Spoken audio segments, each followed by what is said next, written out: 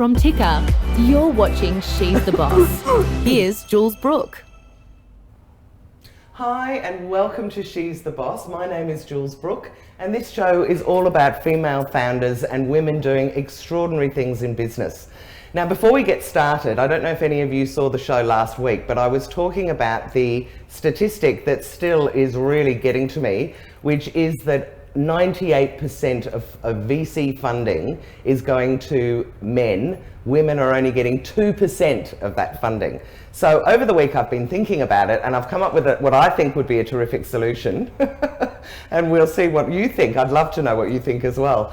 But my idea is that instead of allowing anybody to invest in any company, that for a year VCs are forced or choose to or whatever, just fund female-founded businesses. Now, I know that sounds outrageous because one of the things that will happen is that if guys need to get funding, they're going to pull a woman in and add her to their founding group so that they qualify for the funding. But you know what's really interesting? That's what's been happening with women anyway. We're all pulling in a bloke just so that we qualify for the funding and that a VC company will take us seriously. So, rant over, but I just wanted to say that and see what you think about it. Now today I have two fantastic women and I cannot wait to interview them. I have Beverly Honig. Now I'm going to have to read out her description because it is huge. So she is the CEO, or might be chairman, of Honeylight Enterprises, but she's an award-winning entrepreneur, she's an international educator, senior university fellow, chairman, director, judge, and speaker and author. So obviously we've got a lot to talk about with her. And Anna Osherov, who is known as an eventologist, and she takes visionary industry leaders from unknown to industry influencers. So hi ladies and welcome. Hi Jules. I am so excited to be interviewing you. This is going to be great. So firstly, just quickly, have you got an opinion about what I just said? I know it's outrageous, but Beverly, I can see you nodding. I think it's extraordinary and I think it's way past its time. Potentially, I think through osmosis it's been happening for a long time without people realising it. Right, what do you mean by that? Well, I mean, I've been invited onto boards. Maybe it's because I've got the legal and the governance and the business skills, but primarily I'm a woman and I bring those skills. Yes. I feel it's been But you're a pretty unusual woman, so in a lot of instances women just don't have that kind of clout, and so they're just being left out. And I also wonder, and I don't know, but I wonder whether a lot of female founders are doing businesses where they've identified a gap for women and now we're pitching our ideas to blokes and they're not getting it. Of course they're not getting it because it's not relevant to them. What do you, have you got any opinion on it? It still feels like women don't blow their own horn well enough. Right. So women do tend to always downplay themselves, whereas men always tend to up themselves or big note themselves. And so when there's a presentation around especially money, what an investor is looking for is confidence and certainty of product. And women, we have a tendency of always trying to do more and prove less and shout less about ourselves, whereas men just roll in. Well, there's a great thing that I've heard about in HR where they'll say, and you talk to anyone in HR and they say this is classic, is that if there is a job description out there and a guy looks at it and says, I reckon I've got about 50% of the skills, I'm going to go for it. And a woman will look at it and go, I've got about 95% of the skills, but I don't qualify because I don't have all of them. Yep. So it's really interesting, the different mindsets. But anyway, let's get off that topic for now. What I want to know is all about you two. So I'm going to start with you, Beverly, put you on the spot. You have lots and lots and lots of strings to your bow. Can you tell us a little bit about what it is that you're doing? And then I want a big why as to, you know, what it is that drives you. But tell me first what it is that you do, because it's a lot. Sure. So two things. The Honeylight Enterprise is like an umbrella for two departments, which is business education, like improving business and improving people in the business and creating leaders. Right. And the other department is innovation, meaning oh my God, really this is absolutely pulling on my heartstrings, right? So creative doers, you know, getting out there, finding a need, and then creating a product or a service that fits into that and then distributing it right across Asia Pacific. And you help people do that right the way across Asia Pacific, so not just Australia. Absolutely. So that's one of your things. Now the other thing that that you showed me yesterday that I thought was fantastic, is it called Juniper? Yes. Fantastic. So tell me a little bit about that, because that just, I mean, my partner's mother went into aged care literally the day of the lockdown and hasn't been able to come out or see anyone since, which has been really hard. And I keep thinking they can't get people into these places to, you know, entertain, share, do all the sorts of things they've been doing. So how does Juniper address some of that? Absolutely, right in that niche of Juniper care, unifying people, particularly people during lockdown, isolation, and particularly our vulnerable people, being elderly and disabled, who are socially disconnected. So we put together Juniper, or Juniper Care, which is really a tech company, but you don't really see it. It's invisible. It's like nanotechnology, right? That's my kind of technology, to be honest. You know what? The TV becomes a two-way medium. So how does it work? We broadcast fabulous live sessions like Zumba and like Tai Chi to people at home or to residents in aged care. And what do they do? Subscribe to it? Yeah. Is it just register, just subscribe, and monthly it comes through your TV? That plus you can connect with family and friends through your TV and talk like it is. It's not one way. It's not like a stream one-way live. And plus, of course, you can telehealth with your doctor or your health carers. Wow. From the TV, well, now that just makes so much sense for older people, doesn't it? So it's kind of like Zoom, but through your television. Except it allows the businesses, like an aged care facility, to monitor and help their customers and give them all of what they need. So there's a whole web portal behind it. That's amazing. It is. It's really just because we had a guest on who has a thing called the Seniors Channel, where she's offering entertainment into aged care, and in fact I must introduce you, but same sort of thing. And I mean, from the moment I heard it, I just thought, why hasn't anyone been doing this before? It's one of those kind of, you know, amazing no one thought of it earlier. And did it take the pandemic to do it? Have you been doing it earlier than that? We have been doing it earlier, so nothing happens overnight. We really brought it in about a year ago and have developed the market, and then bang, the pandemic, it's thriving. It's become a necessity rather than a nice to have. Okay, and just now let me just go over to Anna, who I still haven't introduced properly. So Anna, can you tell me what it is that you do? Yeah, so I work with visionary leaders to take them from unknown to industry influencers. So what does that mean in real life? What does that mean? So that means that human beings, I'll tell you how I got to what I do. So I opened up a venue. It was called the Holistic Business Hub. The idea was for me to teach marketing and to have people who want to run their own workshops, events, to make a difference, to teach someone something, to also use the space to run their events. The vision was for people to teach, learn, collaborate and grow. Beautiful. So we can teach each other, learn from each other, work together and have growth happen. I like the way your mind thinks. So then what I found would happen is I would be speaking to these incredible people that have this great vision to teach others knowledge, value, their skills across whatever, you know, whether it's business or whether it's holistic health or whether it's yoga, whatever that looks like. And we'd have a conversation, they'd want to use my space and then they'd book the space and then they wouldn't sell any tickets.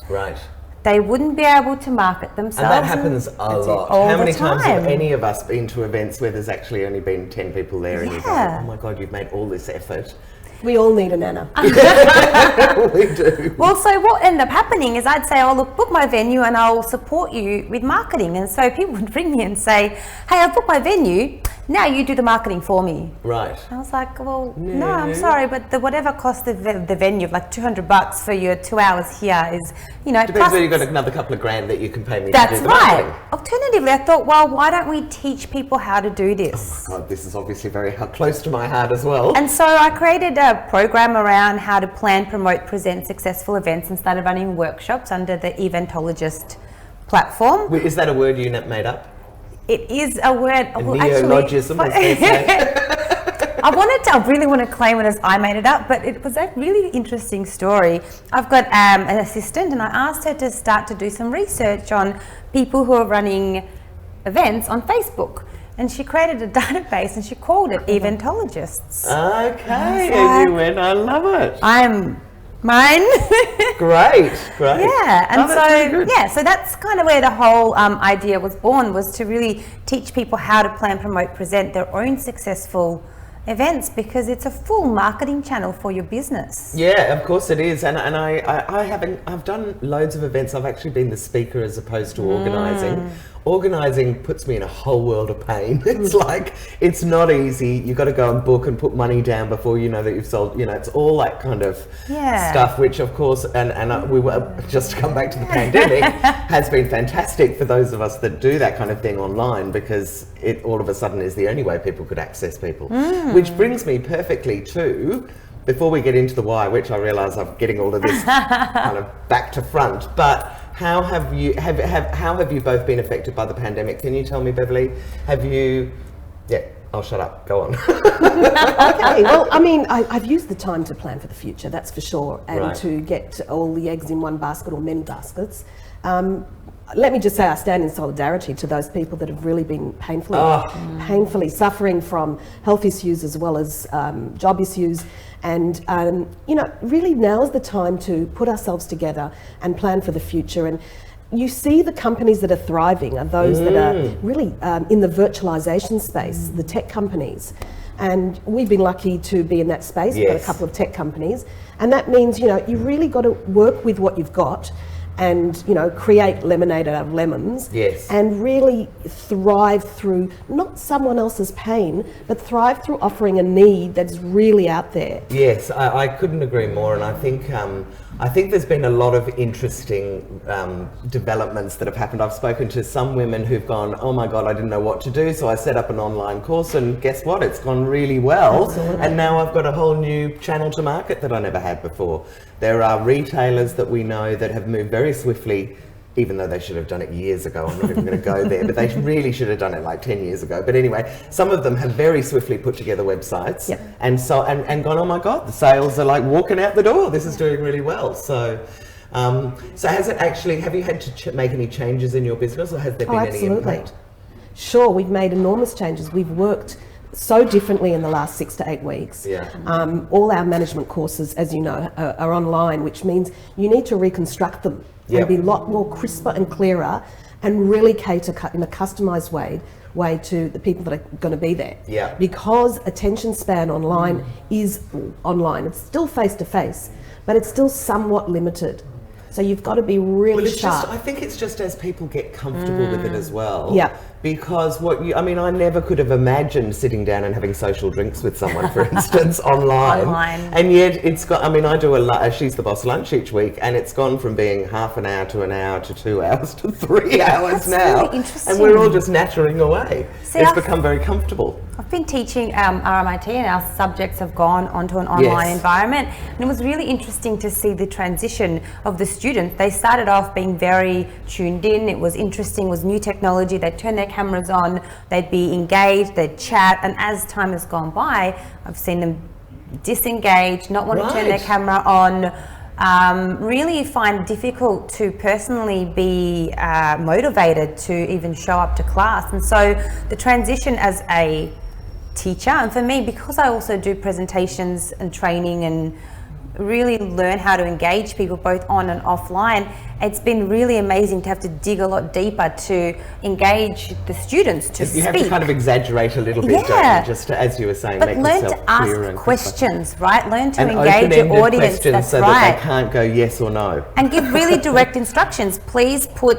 something in the chat box, or I need you to answer using your voice, yes or no, because otherwise I'm staring at a screen that has no faces on it. Yeah, no, I couldn't agree more. And but I feel so much for those university students. I have a son who's 18 who started at RMIT this year, and I also think, because I've been talking to people who've got kids that have started in prep and kids that have started in year 7, that is such a nerve-wracking time anyway. And for uni, you want to go, it's all about meeting people, and all the experiences you have from meeting them, all of that's gone for them. And we're now at the middle of the year, and they still haven't met their classmates practically. It's I still see it as meeting though. Like it's still live. I agree. I do. You know, it is a screen, but you're live in a way, meeting people. You're just not physically.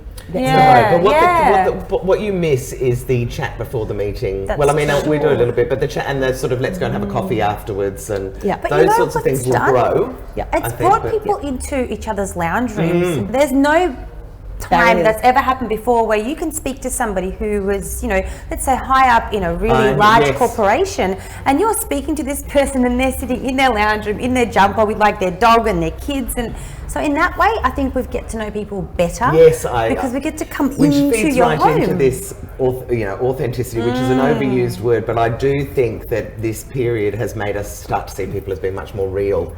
Yeah, and I know that the way business worked beforehand, for a lot of it was all smoke and mirrors. I need to look successful, whether I am or not, fake it till you make it, that kind of thing. I think that's, my feeling is that that's going a little bit, and that we need to know that you're there and you've got 3 kids at your feet, and you really, you're very distracted, and we understand it a little bit better, I guess. I think. Okay, so enough about waffling along about other things. I want to know more about you two still. So can you tell me, look, we haven't got loads of time, but can you, in a few short minutes, tell me some of the stuff that you've learned along the way that if you were talking to, say, I know it's probably hard to imagine, but say I was sort of 22 and just starting out and wanting to do business, what sort of things would you say that you've learned along the way that maybe would help me avoid making some mistakes? Sure. That was a very long way of saying it. I'd say start to think big. When you start, think large. Advice. What does that mean? It means, what do you want to look like when you're successful? Don't think of yourself as a small business, because no one wants to open a small business. You want to open something really resilient with balance and flow and all the things that you want to aspire to. Think now. Right. Do you want to be a streamlined jet, or do you want to be a hairy monster? And then plan for that, as if you're that. So basically, start thinking about the end, and then work your way back to how to actually get there. Absolutely. I love that. And thinking big is really interesting. Yeah. But then there are people out there who do want to stay small, and I find it quite hard when my partner's one, and I keep going, your business, it could be all around Australia, we could get it global, and it's like, I just really like doing what I do, and so it's quite hard. I guess that's one of the things that you're saying, you need to decide what you want this business to be. Well, I think everyone wants to do great things and, solve a problem or serve a social purpose. Yeah. So what does that mean when you're really doing it well? And I really, that's my mantra. Right. I just don't think you start small and you work your way through, because that's reality. Yeah. You think about how you're going to get where you get to. And the other thing is, I love the way you think. I can see now why you've got all these things that, you're just right on it. Go on. You know how you ask someone, what do you do? And so people say, well, I work for myself. And when people say that to me, I think, do you? That means you've got one client. So change that. The way you think and the way you speak. Yeah. So I would say, you don't work for yourself, you work for ... Who do you work for? Do you work for your clients, your investors, your family? Or even your company. Even if you just say, I work for, a company like you would if you were an employee. Right, mankind, think about not only who you work for, but why you're doing what you're doing. Why. Yeah. But it's always, if you work for yourself, get that off the dictionary. Yeah, I think that's very, very clever. I really love that advice. Anna, what about you? Have you got some things along the way? Yeah, 100%. I think one thing is what Beverly's saying is really true. Have that big vision, but also be flexible. Yes, if there's anything we know, it's that it might not end up that way. That's right, and especially what's happened right now. I've had to close my venue and do a shift of perspective and take things online and really build out more on that digital scale. But also, when I opened the venue, the idea was to teach marketing. That quickly pivoted into event marketing because there was a need. So you're right, the bigger vision is there, but always be flexible, always be malleable. I think the thing is, take opportunities and reassess all the way along the journey to see whether things are moving in a different direction that maybe you've got more passion or more interest or more expertise in. And don't be afraid to try. Just don't be afraid to put it out there. Try it. If it doesn't work, that's not a failure. That's just a learning. Yeah. Let's continue. Yeah, one of the big tips I take, exactly the same from a different angles. Think laterally. Yeah. Because business isn't linear, and particularly now. It can go in various directions. And not for entrepreneurial women, that's for sure. Sorry, go on. It can go in any. No, that's it. Just think about what else you can do rather than just be one widget or one product. At the same time that you're really focusing on your core business, think about diversification. Yeah. Because now's the time to do that. You're a great example of that too, aren't you? You are. Now, for those of you that are watching, because we don't get time to really get down to the nitty gritty, I'm just letting you know I'm starting a podcast where I will be interviewing these women for an hour, and I can really drill down into what it is that they do. So stay posted for that one. Hasn't started yet. So my last question, I've got a little funny little whatever question that I thought I'd do, because there are hopefully young women watching this that are now thinking, oh, you know, I've always wanted to start my business, and I'm thinking about that. Do you think right now is a good time to be starting to think about running your own business? And I'll start with you, Beverly. Well, I think the right time is when you're ready and with the right mindset and the right attitude, and a good healthy attitude to confidence. Yes. And saying, I can do it, that's the right time.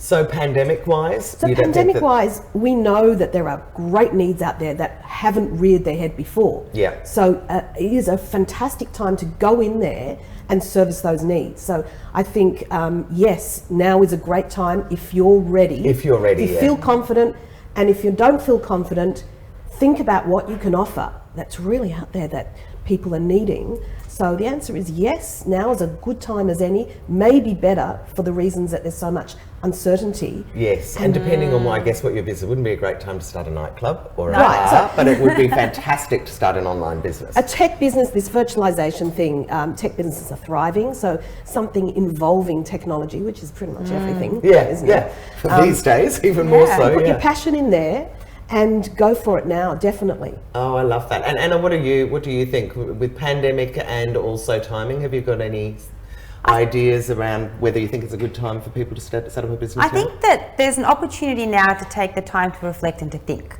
So, you know, there's been a meme going around that, you know, the earth has put us in our rooms to think about what we've done. Yes, I've seen that one. But it really does give us an opportunity to really delve into that space. We spend so much time really busy, and if you're in a position where your usual day-to-day is now keeping you indoors and you actually have the time to reflect, to think about where you're at, and if you're finding... I would also say research. Yeah, so, you research. know, if you've identified a niche or you think that there is a problem you can solve, then go and find out if anyone else is doing it. Go and find out, maybe run some surveys. You know, social media has gone crazy through this period. It's a great time to put out some posts going, I'm thinking of doing this. Do you think this is a good idea?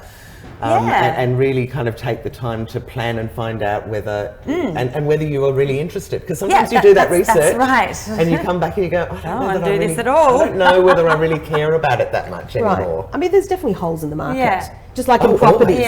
If you're in the right space and you think, right, I can do that, then maybe do it with other people. You don't have to do it by yourself. Yeah, no, well, I mean, that's a really valid point. I think that's recessions are a really good time. But what Beverly was saying is that don't do it yourself. And I think one thing I found in going down the path of business is that, and a lot of people I work with, is we think about ourselves as an individual, and just what you were saying, in business for myself, and we forget that there's opportunities, but there's always support. People around you. You know what? I teach entrepreneurship law at university, and the one thing that I start with is the person who is an entrepreneur, the really successful ones like the Atlassians of this world and the Facebooks of this world never did it alone. They did it in groups of 2 or 3. You need, well, you don't need, but it is great to have that diversity, support, and also people to brainstorm and bounce things off. And I always say someone to celebrate the wins and the losses. You know, it's a bit sad when you get some great new contract and you're just saying, oh, aren't I clever? You know, you want someone to share it with. Okay, so we're going to have to wind it up now, but can you tell me, starting with you, Anna, how do people get hold of you? What's the best way to get hold of you? AnnaOsherov.com. Fantastic. Do you want to just spell that in case anyone can? That's my full name, A-N-A. O-S-H-E-R-O-V for Victor. Fantastic. .com. Okay, so that's if you're interested in anything to do with the Eventologist, and I love what it is that you're doing. And Beverly, what's the best way for people to get hold of you? Sure, honeylight.com.au, and that's honeylight as in honey and light, L-I-G-H-T. Okay, so go to the website. So if you're interested in talking to other of these women, and I am, they've got some great stuff that they're doing, then that's the best way to get hold of them. Now, thank you all so much for joining me today on the show. I just wanted to tell you about a couple of other little things that we've got going on in case you would like to get a bit more of a taste of this. We have got a She's the Boss Facebook group, which is an open group for women to join. You need to be a female founder to join it, but if you would like to join us, then we would love to have you. As part of that, we are running, or I am running, I don't even want to say this, but anyway, free lunches for female founders on Fridays. That started at the beginning of the pandemic and it's just kept going. What started off being an hour-long lunch has now been running to nearly 3 hours, and it's also very loose, so I just give you a Zoom link and you can pop in at any stage. You don't have to stay for the whole thing. And if you want to know anything more about that or She's the Boss, go to she'stheboss.com.au. But thank you so much. I hope you found today's interviews interesting. I thought it was fantastic, and I will look forward to seeing you on the show next week. Hey, good morning. Ticker's new breakfast show. Fantastic. Well, most of the time in the morning, Because it would just have happened. Brilliant. I think Ben is so fabulous. He is wild, he is warm, he is witty. The first time I met Alana, I realised I wanted to have a drink with her. You never know what's going to come out of his mouth. Kick off your morning with Ticker Jumpstart. We are playing in uncharted territory. This preparation takes me all night. It doesn't matter how long I take, because Ben will always take longer. Ticker Jumpstart with Benjamin Norris and Alana McLean. You're going to get some different stuff with us, and we're going to be unapologetic for it. You do realise it's the morning, so you don't need to be the human coffee. There are now more ways to watch Ticker. Download our apps for Apple and Android devices. We're live on Twitter and YouTube Live. And you can catch us on Amazon Alexa and Google Home. Head to the Ticker website for more. Introducing Ticker Sport. Mate, how exciting is it to kick off Ticker Sport? Mate, I'm as pumped as you, which is pretty pumped. We're here to talk sport, business, there's a market, there's a niche. It's David Davidovich and Adrian Franklin tackling the biggest issues. Mate, we're talking sport, but we're talking business as well. And as you know, right now, there is no more important time. The world has changed and we are here to react. Where nothing's off limits. This is unprecedented. We've never seen sport ground to a halt like it has. Sport's heading in a completely different direction and we will be at the forefront. Every Friday, live on Ticker and on demand via the Ticker apps. Ben, Rob and Robbo. Streaming across the globe, Ben Norris, Rob McKnight and David Robinson. Ben, Rob and Robbo. News, reviews, entertainment news. It's the Ben, Rob and Robbo. Ben, Rob and Robbo Show. Ben, Rob and Robbo Show. The Ben, Rob and Robbo Show, Monday to Thursday at 1 p.m, right here on Ticker TV.